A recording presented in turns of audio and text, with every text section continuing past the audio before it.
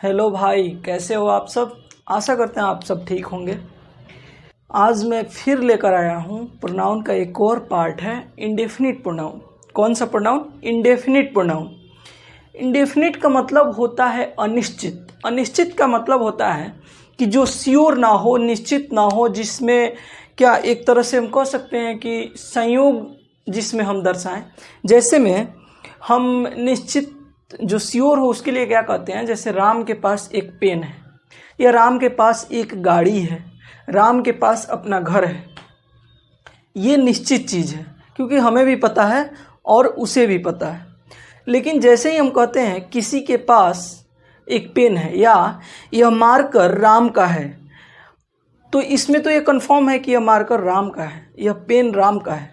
लेकिन अगर हम कहते हैं कि यह मार्कर किसी का है, किसी का यह मार्कर है, इसमें तो इंडेफिनिट है, श्योर नहीं है किसका है।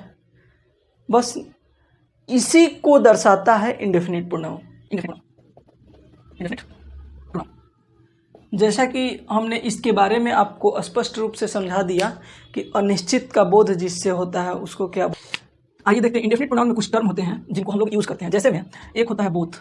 क्या होता है? बोथ। पहले इससे शुरू करते हैं। समबडी, बड़ी वाले जितने हैं इंडेफिनिट प्रोनाउन में, बड़ी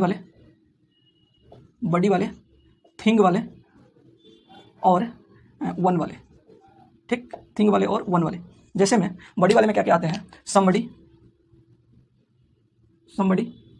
एनीबडी, नोबडी। यह इंडेफिनिट प्रोनाउन के ही अंतर्गत आते हैं। थिंग वाले में क्या आते हैं? Something, anything, nothing. वन वाले में क्या आते हैं? Someone, no one, anyone. ये नो वाले में आते हैं। अब देखते हैं हम लोग somebody, anybody, nobody, something, anything, nothing, someone, no one, anyone. इसको याद रखने का सबसे बढ़िया तरीका है बड़ी वाले, थिंग वाले, वन वाले, सम, एनी और नो। इनमें लास्ट में ये क्या लगा देना है? बड़ी, थिंग और वन, ये लगा देना है। तो ये इंडेफिनिट प्रोनाउन के अंतर्गत में आते हैं। ये किसके अंतर्गत में आते हैं भाई मेरे? इंडेफिनिट प्रोनाउन के अंतर्गत में। और ये ऑलवेज क्या लेते हैं? ये ऑलवेज सिंगुलर होते हैं। क्या होते हैं? सिंगुलर होते हैं। अगर सिंगुलर होते हैं तो ये कैसा फॉर्मेशन बनाएंगे? तो ये सिंगुलर फॉर्मेशन बनाएंगे, जैसा कि स्पष्ट है, सिंगुलर फॉर्मेशन बनाएंगे सेंटेंस में। तो वर्ब भी कैसा लेंगे? सिंगुलर वर्ब लेंगे, सिंगुलर वर्ब लेंगे। एग्जाम्पल में हम लोग देखते हैं, जैसे हम लोग एग्जाम्पल में देखते हैं somebody हैज़ या have a pen.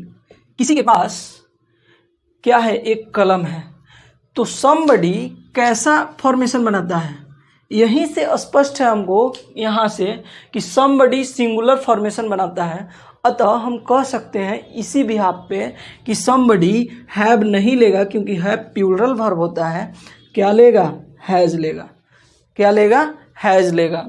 Have plural होता है, हैज़ सिंगुलर होता है, तो हैज़ लेगा। जैसे हम लिखते हैं समथिंग इज या are burning, something is burning या are burning in the kitchen.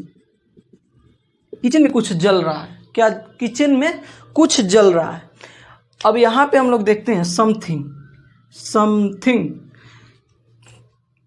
यहाँ जैसे देखे समथिंग, पता चल गया कि ये जो सेंटेंस है टोटल जो फॉर्मेशन बनाया है, सिंगुलर फॉर्मेशन बनाया है। प्लूरल होने का कोई चांस ही नहीं, क्योंकि यहाँ हम रूल में पढ़े हैं, क्योंकि हम यहाँ रूल में पढ़े हुए हैं कि यह क्या बनाता है? सिंगुलर फॉर्मेशन बनाता है। तो यहाँ पे इज सही होगा, आर सही नहीं होगा। यहाँ पे इज होगा क्योंकि सिंगुलर में इज आता है।